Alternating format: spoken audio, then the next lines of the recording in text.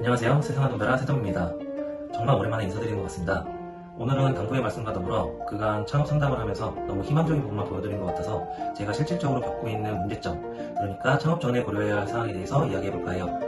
공유오피스 창업 영상을 올리고 정말 많은 분들의 문의와 메일 그리고 연락을 받았습니다. 구독을 해주시고 응원해주시는 부분 너무 감사드립니다. 그러나 한 가지 부탁드릴 말씀이 있습니다. 문의사항이 있으실 경우에 유튜브 정보란에 보시면 기재된 이메일 주소로 문의를 해주셨으면 합니다. 간혹 사업자용 전화로 연락을 하시거나 심지어 네이버 예약 방문을 신청해서 영업에 지장을 주는 경우가 있습니다. 뿐만 아니라 손님 인적 전화를 해서 손님이 물어보지도 않아도 될 창업 정보에 대해서 한참 물어보시고 똑같은 분이 다른 번호로 전화를 하셔서 사실 유튜브를 보고 전화를 드렸는데 창업 정보에 대해서 문의하신다며 일전에 물었던 똑같은 질문을 또 하십니다. 이런 부분 때문에 사실 창업 영상 제작을 계속 해야 하는가에 대한 고민의 시간을 가졌던 것 같습니다. 우선 이런 문제점을 개선하기 위해 이메일로만 창업 상담을 받을 예정이며 연락처를 남겨주시면 제 개인용 폰으로 직접 연락드리도록 하겠습니다. 공유오피스 창업을 위해 많은 분들이 이메일을 보내주셨고 직접 미팅도 했었는데요. 제 영상을 보고 너무 희망적인 부분만 보고 도전하시는 것 같아서 창업 시 꼭 고려해야 할 부분에 대해서 말씀드리도록 하겠습니다. 첫 번째는 주차 지원입니다. 요즘 1가구당 보통 차량 2대를 보유하고 있을 정도로 대부분의 성인들은 마이카를 가지고 있습니다. 서울권의 경우 대부분 차량 이용보다 대중교통 이용이 더 빠르고 주차 문제가 심각하기 때문에 역세권 공유오피스라면 워킹 고객님들이 상당히 많습니다. 하지만 서울 외곽 경기도권으로 벗어난 순간 역세권 대중교통 이용이 편리함에도 대부분 차량을 가지고 출퇴근을 하십니다. 따라서 공유오피스에는 주차까지 지원되길 바라는 분들이 굉장히 많습니다. 생각해보면 프라자 상가 건물에 50평 규모의 사무실을 배정받았을 경우에 주차 공간을 몇 자리나 확보할 수 있을까요?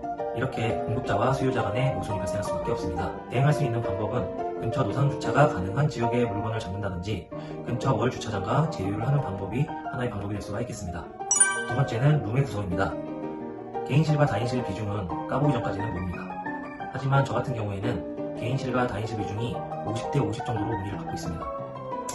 가격 정책을 어떻게 구성하느냐는 공급자의 마음이지만 대체적으로 다인실의 경우에는 가격 조사를 해보면 n분의 1을 했을 경우에 개인실과 비교해서 인당 이용료가 1.5배 내지는 2배 정도 저렴하게 사용할 수 있는 가격으로 구성합니다. 따라서 다인실 구성이 많아질수록 전체 임대 수익은 줄어드는 구조입니다. 서울권은 다를 수 있어요. 저는 대부분 개인실로 구성을 했던 부분이 다인실 수요를 배제시키는 결과를 초래하며 운영에 대한 리스크로 작용하게 되었는데요. 반드시 다인실도 적정 수량을 구성하시기를 바랍니다. 세 번째는 차별화 전략입니다. 요즘 대형 프랜차이즈 공유오피스가 굉장히 많아지고 있는 추세입니다.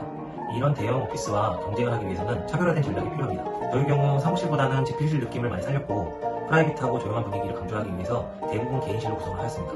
소형 오피스는 상주 인원이 대형보다 적고 멤버 간의 업무 시간대가 제각각이라 동시 이용자 수가 월등히 적어 조용하고 쾌적하게 이용하실 수 있다는 이점이 있습니다.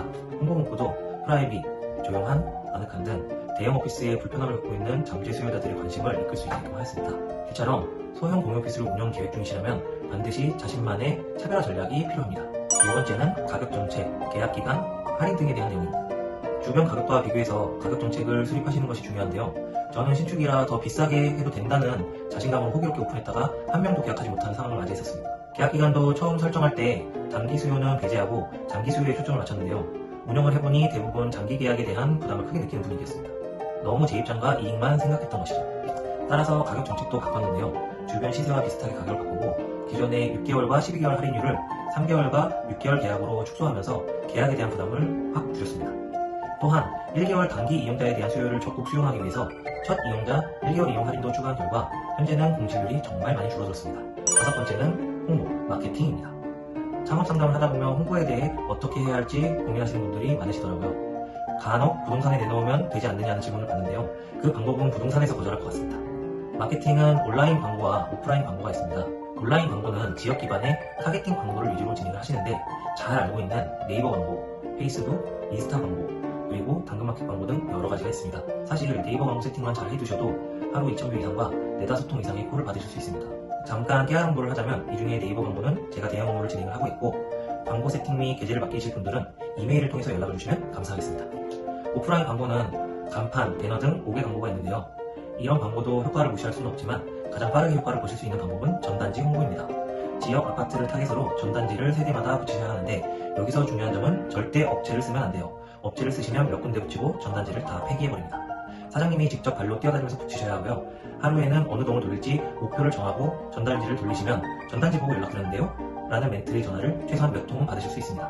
마케팅은 어디까지나 홍보일 뿐 유선 연락이 왔을 때 방문과 계약으로 전환을 시키는 것은 사장님의 능력이라는 점 명심하세요. 다음 편은 공유 오피스 무인으로 운영하는 방법에 대해서 이야기해볼까 합니다. 시청해주셔서 감사하고요.